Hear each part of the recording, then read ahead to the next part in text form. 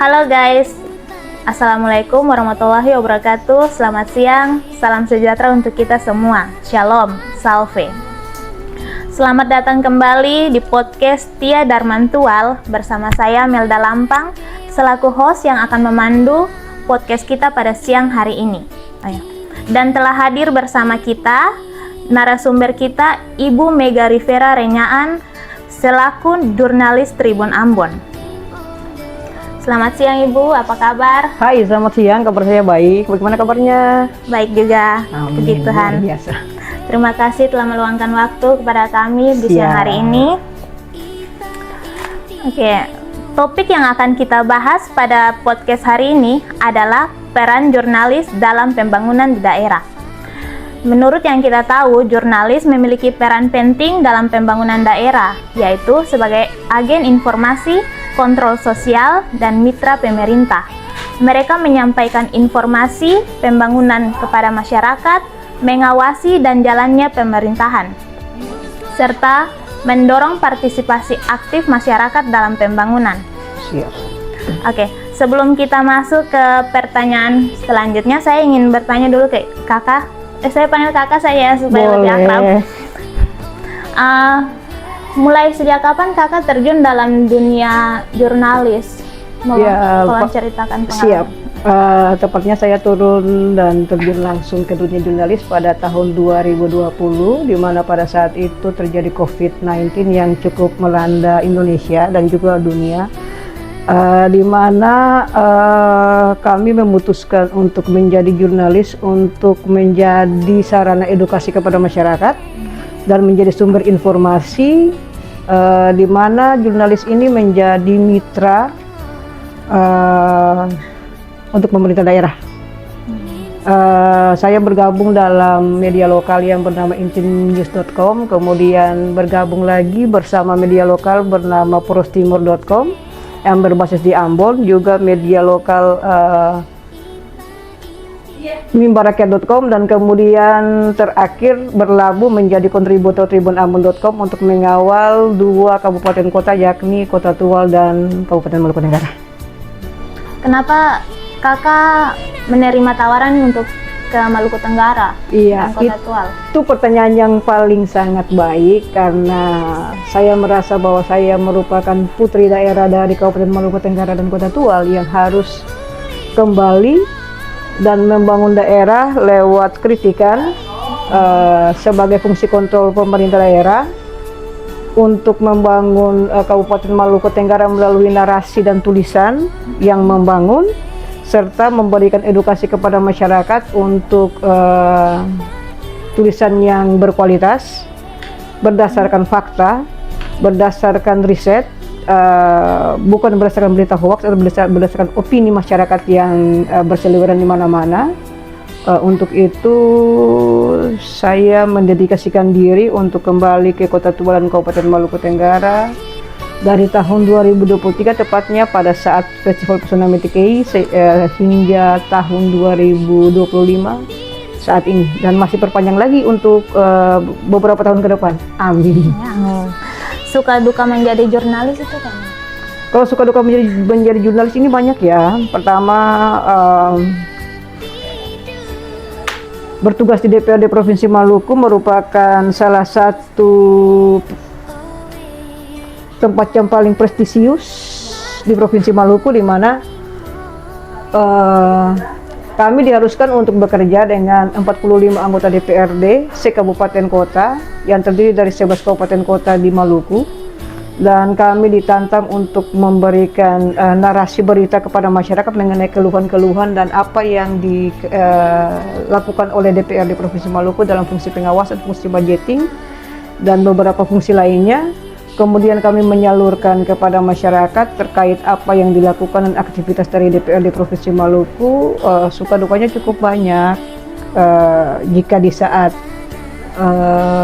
ditugaskan ke beberapa daerah untuk pengawasan, misalnya di Kabupaten Kepulauan Tanimbar, berarti ya kita harus ke Somlaki untuk mendampingi, misalnya dengan Komisi 1 DPRD Provinsi Maluku, kita harus terbang ke Somlaki berkisar sekitar 3-4 hari, kemudian mendistribusikan keluhan masyarakat kepada pemerintah daerah agar segera ditindaklanjuti, juga mengawal fungsi pengawasan dari DPRD Provinsi Maluku ke 11 kabupaten kota. Kalau suka dukanya sih banyak. Kalau mungkin di Provinsi Maluku agak kurang ya, dia punya pressure-nya kepada wartawan sendiri, karena memang kami bertugas di Provinsi Maluku yang berada di Kota Ambon, di mana masyarakatnya homogen, terdiri dari berbagai suku, latar belakang suku, dengan pola pendidikan yang baik dan agak modern. Dan ketika ditempatkan misalnya di Kabupaten Maluku Tenggara dan Kota Tua dengan pemikiran masyarakat yang masih konvensional, kemudian cepat tersinggung dan cepat tersulut dengan narasi berita yang di-up. Oleh sebab itu, di sini kami lebih memilah untuk memberitakan sesuatu berdasarkan rilis resmi. Misalnya terjadi bentrokan antara TNI dan anggota polisi pada beberapa waktu lalu yang terjadi di Kota Tual. Kami berusaha sebijaksana mungkin berada di tengah-tengah, alias tidak menerbitkan berita yang nanti bisa menimbulkan pemicu dan kontroversi, kemudian menimbulkan permasalahan baru. Jadi kami lebih memilih untuk menunggu rilis resmi dari Polres Kota Tual yang mendistribusi ke awak media, dan kemudian awak media menyusun dengan sistematika dari tiap-tiap media untuk menjadi konsumsi publik. Kalau untuk di Maluku Tenggara dan Kota Tua sendiri, kalau untuk suka dukanya luar biasa ya, karena pernah handphone saya dirampas oleh masyarakat di Ohoeletman ketika pada saat meliput pemilihan suara ulang Pileg Legislatif 2024 lalu, di mana masyarakat sedang tersulut emosinya, dan ketika awak media datang tidak sadar merekam sedikit reaksi dari masyarakat. Kemudian ketika kami mau kembali ke kota, masyarakat dengan spontan berteriak bahwa hei, itu perempuan itu lagi rekam video tuh. Jadi mereka langsung sontak datang, rampas sate, kemudian semua beberapa dokumen yang pas direkam itu semuanya dihapus. Terus ada beberapa ancaman juga, beberapa masyarakat juga yang langsung mencari ke kantor Bupati Maluku Tenggara, kemudian ditanyakan langsung ke beberapa pegawai di sana, yang wartawan Tribun Ambon itu yang mana? Di situ tentu kami merasa tekanan dari masyarakat ini begitu tinggi. Untuk itu strateginya yang saya jalankan di sini adalah mencoba tidak mengambil berita pantauan ketika terjadi konflik yang sedang berlangsung, karena itu cukup membahayakan juga bagi kami, apalagi seorang perempuan yang ditugaskan di daerah yang cukup tinggi konfliknya ya. Seperti yang kita ketahui, Katong sebagai perempuan bekerja di mana saja tuh pasti akan memiliki pro dan kontra. Siap. Oke. Kakak sebagai perempuan nih, tantangan terbesar apa menjadi jurnalis? Ya, tantangan terbesar menjadi jurnalis adalah menjadi pembeda di antara dominasi laki-laki di sini. Di sini untuk Kabupaten Maluku Tenggara dan Kota Tual lebih banyak didominasi oleh kaum laki-laki, dan perempuan bisa dihitung dengan jari. Dan kemudian justifikasi kepada perempuan di mana-mana kan perempuan ini kaum lemah. Ya palingan perempuan lah, bisa apa sih, mampu apa sih. Namun puji Tuhan selama dari tahun 2023, 2024, 2025 bertugas di Kabupaten Maluku Tenggara dan Kota Tual, puji Tuhan kami bisa mendapat rekor pemberitaan yang baik, no suap-suap, no 86. Dan kami masih tetap berdiri di tengah integritas dan justifikasi bahwa perempuan itu sendiri tidak mampu. Dan ketika kehadiran kami di sini, kami ingin menunjukkan bahwa perempuan juga mampu bekerja sebagai jurnalis, wartawan lapangan yang mampu berpindah-pindah dari satu tempat ke tempat yang lain dengan dikejar waktu dan dikejar untuk menulis pemberitaan, narasi berita yang baik. Cara untuk survive dalam jurnalis, menjadi jurnalis ketika ada jurnalis yang baru datang nih, kakak punya caranya kayak mana menghadapi dong? Ya, ini pertanyaan yang sangat bagus ya. Kalau misalnya dunia jurnalis ini kan berkembang, alias seorang jurnalis ini dia harus terbuka untuk bisa mengupgrade pengetahuan diri. Jadi dia tidak boleh terpaku hanya di beta sudah mampu nih, sudah mampu ini berarti beta usah belajar yang sana lagi. Jadi kita harus mengupgrade, kita punya kemampuan, terus perbanyak narasi dan mau untuk ditegur. Dan ketika kita ditegur, misalnya ada wartawan lain yang ngomong nih, kakak tulisan ini akan kayak begini kakak tulisan ini salah di sini. Ya katong harus legowo mengakui, dan ketika katong periksa bahwa itu salah, kita harus legowo dan memperbaiki. Itu caranya kita survive di tengah banyak kedatangan jurnalisme baru yang mumpuni dengan basic pendidikan yang baik, kemudian lulusan luar, mempunyai cara komunikasi, attitude yang baik. Sebagai jurnalis yang sudah cukup lama, boleh dikatakan kami juga sudah punya nilai jual tersendiri. Dan ketika misalnya ada jurnalisme baru yang masuk, kami juga tidak pernah takut untuk digeser karena memang nilai jual kami juga ada. Bagaimana jurnalis dapat berperan dalam pembangunan daerah?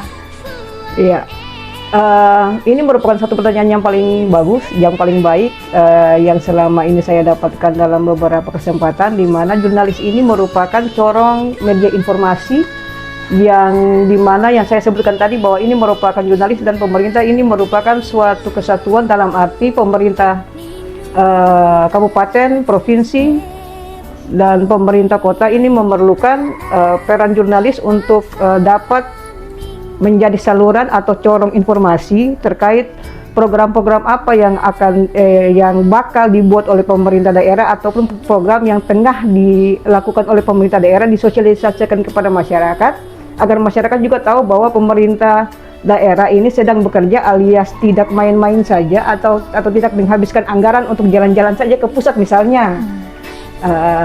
Terus peran jurnalis ini memang sangat penting untuk pembangunan daerah, di mana yang saya katakan tadi bahwa informasi yang diberikan oleh jurnalis ini sangat dipercayai oleh masyarakat, di mana ketika jurnalis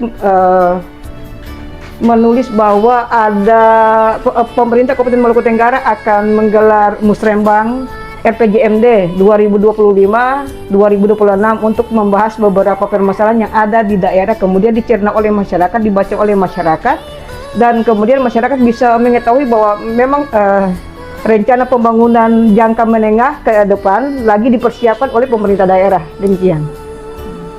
Apa saja tantangan kakak sebagai jurnalis dalam meliput pembangunan daerah? Tantangannya banyak ya.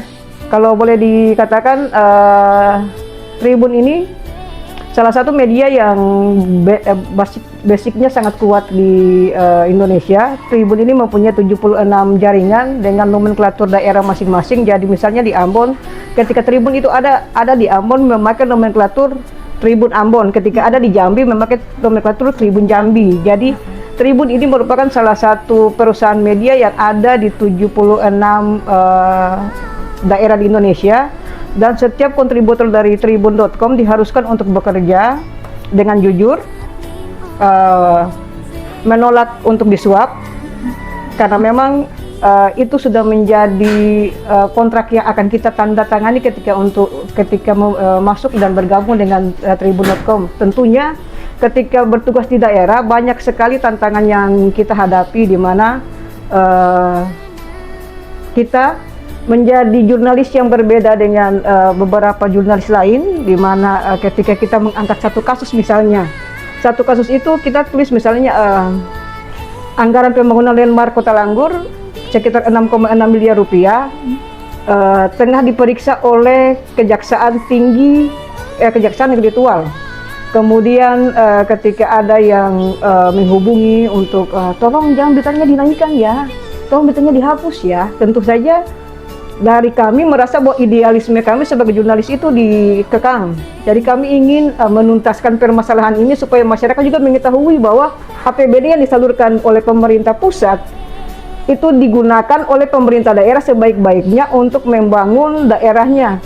Kebanyakan juga banyak problematika yang kami alami, yang dialami oleh jurnalis untuk meliput beberapa permasalahan pembangunan. Kadang juga kami dituding melakukan berita hoaks, namun jurnalis itu seharusnya melakukan berita dengan cross check dua arah ya. Artinya kita meliput satu berita di luar pantauan, kita harus check and balance juga dengan pihak dinas terkait atau pemerintah daerah. Misalnya ketika ada tudingan korupsi di satu lembaga, misalnya yang saya katakan tadi bahwa ada dugaan korupsi pembangunan landmark Kota Langgur, kita harus menelusuri dulu landmark Kota Langgur ini di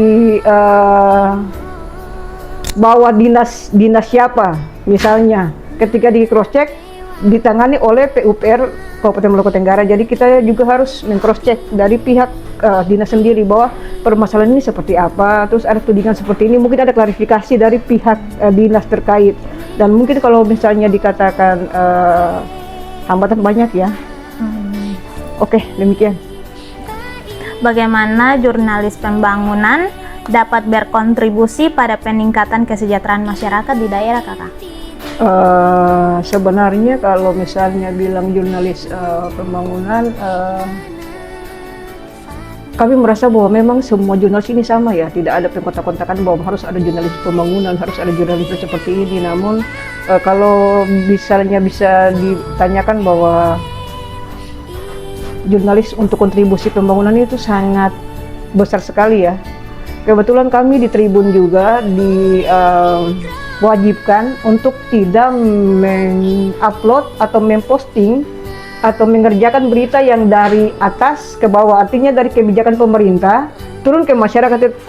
Tetapi bagaimana public service atau keluhan dari masyarakat, misalnya masyarakat mengatakan atau mengeluhkan bahwa di Jalan Mangga 2 misalnya di Kabupaten Maluku Tenggara, di Jalan Mangga 2 itu ada beberapa lubang jalan, dan kemudian kami sebagai jurnalis turun melakukan pantauan lapangan, menelusuri beberapa titik jalan yang rusak, kemudian mencari narasumber untuk berbicara, membuat berita, kemudian menerbitkan. Setelah diterbitkan beritanya, linknya kami langsung distribusikan ke pihak dinas terkait supaya mendapatkan perhatian tentunya. Jadi kalau misalnya bilang kontribusi jurnalisme dalam pembangunan, ini banyak sekali ya sebenarnya, dalam berbagai hal sebenarnya. Jurnalis dapat memastikan bahwa pemberitaan pembangunan mereka inklusif. Itu kayak mana, Kak? Artinya kan segala sesuatu ini kan harus berlanjut. Jadi misalnya kalau ambil saja kalau misalnya di Kota Tual ini kan sedikit minim sekali permasalahan dibandingkan dengan kabupaten sebelah. Jadi misalnya di Kabupaten Maluku Tenggara kami mengangkat satu berita mengenai robohnya jembatan Rumah Dian-Dian yang merupakan urat nadi aktivitas masyarakat 3 kecamatan. Di situ kami berusaha untuk make up dari awal robohnya jembatan hingga memperjuangkan di tingkat dinas, karena memang kebanyakan dinas ini kan ada 11 kabupaten kota. Misalnya ada jembatan yang roboh, jembatan ini merupakan tanggung jawab dari dinas PUPR Provinsi Maluku. Kami harus meng-up dan kemudian mem-pressure untuk dinas PUPR Provinsi Maluku melihat bahwa ada urgensi kebutuhan masyarakat yang harus segera ditangani di Kabupaten Maluku Tenggara atau Kota Tual, yang mengharuskan ada sentuhan secepatnya. Jadi di situ jurnalis berperan sangat penting untuk mengingatkan kepada pemerintah provinsi, pemerintah kabupaten, pemerintah kota bahwa ada nih permasalahan di sini harus diselesaikan dan ditangani secepat mungkin, karena ini merupakan urat nadinya aktivitas masyarakat, merupakan keluhan dari masyarakat dan berbagai suara-suara sumbang dari masyarakat yang akan kami distribusi ke tingkat atas. Jurnalis dapat memanfaatkan teknologi untuk meningkatkan jangkauan dampak pemberitaan pembangunan daerah. Itu kayak mana, Kak? Iya, seperti misalnya berita saya sudah tayang, kemudian diberikan linknya, kan kami berbasis online. Kalau jurnalis ini kan ada yang media yang meng-up berita via koran seperti harian, mingguan. Kalau misalnya kami merupakan media online yang berbasis digital, di mana kami melakukan pekerjaan memang bergantung sekali dengan sosial media. Karena sosial media ini menjadi salah satu pegangan dan menjadi salah satu alat pamungkas yang dapat menyalurkan kepentingan-kepentingan dari pemerintah juga disalurkan kepada masyarakat, karena memang kebanyakan penduduk Indonesia kan sekarang memakai gadget. Iya. Jika ada yang mengatakan bahwa penduduk Indonesia tidak memakai gadget, atau misalnya anak SD tidak memakai gadget, atau anak SMA dan anak SMP, itu kan patut dipertanyakan kebenarannya. Jadi cara yang paling baik adalah ketika link berita saya sudah terbit, kemudian saya membagikan di sosial media saya, atau misalnya dari tiap-tiap media, misalnya Tribun Ambon atau media yang lain membuat fanpage di Facebook, ada di Instagram, ada di Twitter, untuk men-share, apalagi di TikTok yang memang menjadi platform yang sangat digandrungi oleh remaja, di mana berbagai inovasi kami gunakan untuk menarik viewers, karena memang viewers ini sangat berarti untuk media. Kami mendesain semuanya sebagaimana mungkin dan sebagaimana rupa, sehingga ada yang mengklik berita kami. Ketika mengklik berita kami dan dibaca kemudian di-share, itu merupakan kepuasan batin untuk kami. Dan memang kalau misalnya dikatakan media sosial dan digital ini sangat berpengaruh kepada jurnalis masa kini. Oke kakak, kalau beta mau tanya Sarigi, pengertian jurnalis profesi itu kayak mana? Pengertian jurnalis profesi inilah jurnalis yang sangat mencintai profesinya, alias jurnalis yang berdiri berdasarkan kode etik jurnalis, tidak sembarang dalam mengambil langkah, mengutamakan cross and balance, cross check dua arah ketika ada pemberitaan yang miring. Artinya misalnya ada seperti kemarin, jika ada kasus dugaan sawer kepada wali kota, kita harus nge-cross check kepada wali kota, benar nggak berita ini. Terus jurnalis profesi itu juga menolak semua bentuk suap, tetap memegang teguh kode etik yang didapatkan dari perusahaan atau dari media, dan tetap berjalan di rel yang sebenarnya. Cara melakukan riset yang mendalam dan akurat tentang isu-isu pembangunan daerah. Misalnya kalau ada isu pembangunan Newport misalnya, pelabuhan terintegrasi yang akan digagas oleh gubernur, misalnya jika pelabuhan itu ada di Kota Tual atau misalnya ada di salah satu wilayah di Kota Tual, itu tugasnya jurnalis juga untuk melakukan beberapa riset dengan turun langsung ke lapangan atau meninjau lapangan, kemudian membuat berita pantauan. Berita pantauan itu juga harus dikolaborasikan dengan keterangan dari narasumber, sehingga berita yang ditampilkan tidak terkesan menjustifikasi salah seorang. Dan kemudian ketika berita itu naik, ketika ada ketidakpuasan antara dari narasumber atau masyarakat kepada pihak pemerintah, kita juga dapat mengkonfirmasinya langsung kepada pemerintah, sehingga terjadi cross and balance dan pemberitaan dua arah, alias bukan hanya menjustifikasi pemerintah atau menjustifikasi masyarakat saja, tetapi kita berjalan di tengah. Jurnalis dapat bekerja sama dengan pemerintah daerah dan organisasi masyarakat sipil untuk mendorong pembangunan daerah yang berkelanjutan. Itu kayak mana? Bagaimana tadi? Bagaimana jurnalis dapat bekerja sama dengan pemerintah daerah, organisasi masyarakat sipil untuk mendorong pembangunan daerah?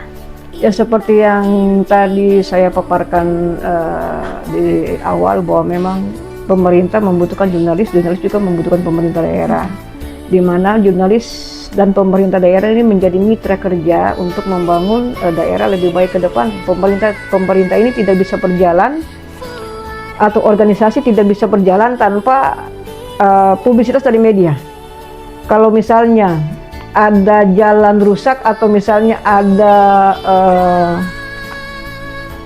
fenomena tanah bergeser di Tayando beberapa waktu kemarin, itu kan misalnya tidak di-up oleh media, maka tidak diketahui oleh pemerintah.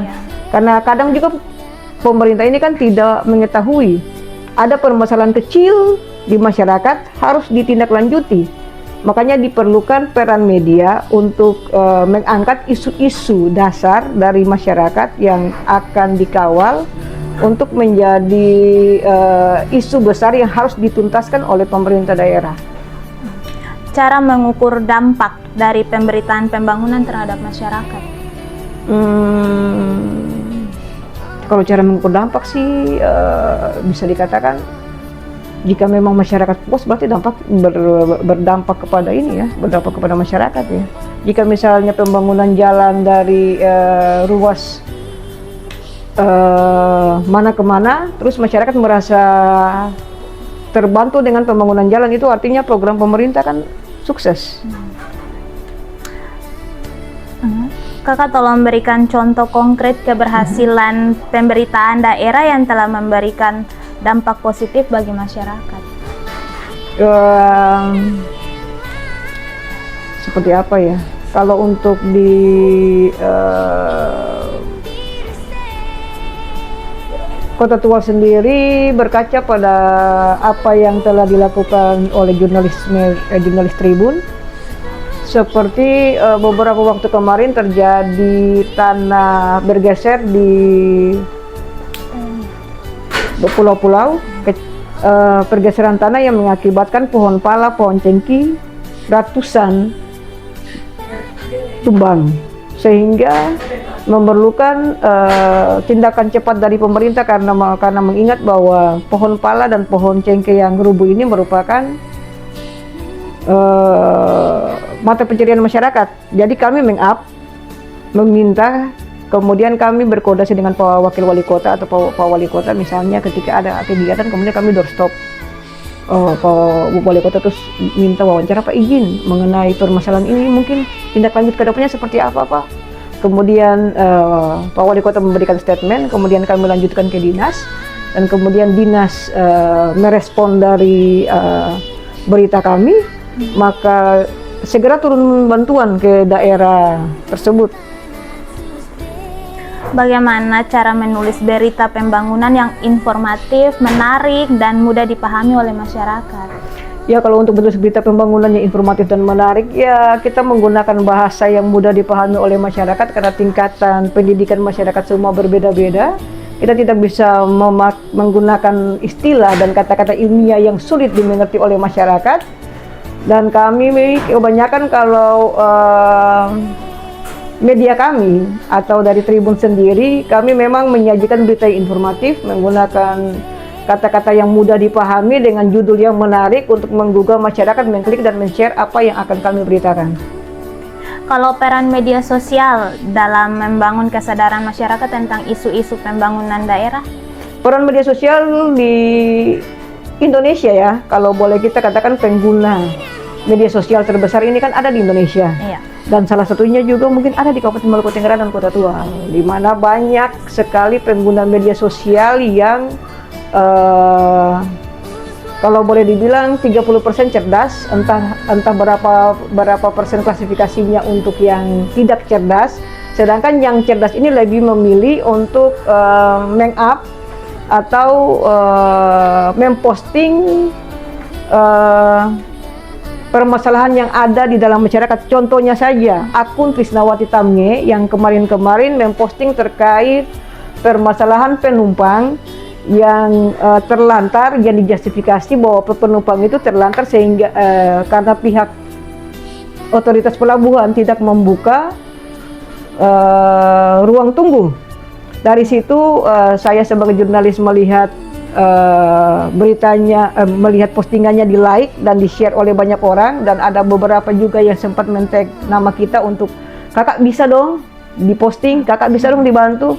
Terus kami membuat pemberitaan berdasarkan keluhan tersebut. Kami berkoordinasi bersama otoritas dari pelabuhan, dan otoritas pelabuhan memberikan jawaban dan tanggapan atas berita dan postingan yang diberikan. Dan kami menganggap bahwa fenomena media sosial ini sangat membantu jurnalis untuk menggali berbagai isu dan permasalahan dan keluhan daripada masyarakat di bawah yang memang tidak bisa secara langsung menyentuh ke pemerintah di atas. Jadi sistemnya kami itu mendistribusikan berita dari bawah ke atas, bukan dari atas ke bawah. Artinya dari keluhan masyarakat harus bisa dieksekusi oleh pemerintah entah bagaimanapun caranya. Baiklah, itulah penjelasan-penjelasan yang telah diberikan oleh narasumber kita pada siang hari ini. Kakak, mungkin ada closing statement atau pesan yang mau diberikan sebelum saya tutup? Siap untuk semua generasi muda, terutama mahasiswa setia Darul Rahman Kota Tual. Ya, bagi generasi muda atau teman-teman muda yang tertarik untuk menjadi jurnalis atau yang ingin tertarik menjadi wartawan, pertama boleh-boleh saja belajar otodidak, belajar untuk menulis berita dengan baik, bisa di googling. Zaman sekarang kan semuanya ada tuh via AI. Tetapi jangan juga di copy mentah-mentah dari AI. Menjadi wartawan ini memang sekilas gampang, namun yang diperlukan di sini adalah bukan wartawan ecek-ecek. Kita harus menjadi wartawan yang punya integritas dan punya pegangan. Kita harus punya mutu dan kita harus punya karakter. Artinya kita harus jujur dalam pemberitaan, tetap berjalan sesuai dengan kode etik yang berlaku. Dan jika ingin menjadi wartawan, silakan bisa melamar di berbagai media yang membuka peluang kepada generasi muda untuk menjadi mitra antara pemerintah daerah dan jurnalis. Ada beberapa media lokal di Kota Tual dan Kabupaten Maluku Tenggara yang sangat mumpuni dan sangat berkualitas. Ada juga dari tribunambon.com. Jika ingin bergabung, jika Tribun menjadi kontributor juga boleh memasukkan CV berdasarkan apa yang diminta, asalkan integritas dan jujur dalam bekerja. Saya cukup mengapresiasi dan sangat mengapresiasi salah satu sekolah tinggi yang mempunyai podcast yang mampu menghadirkan narasumber yang boleh dikatakan bahwa di zaman digital ini ya lebih banyak orang mempercayai podcast ketimbang pembicaraan yang konvensional lah. Saya sangat mengapresiasi dari terobosan inovasi dari Setia Darul Rahman Kota Tual yang begitu getol untuk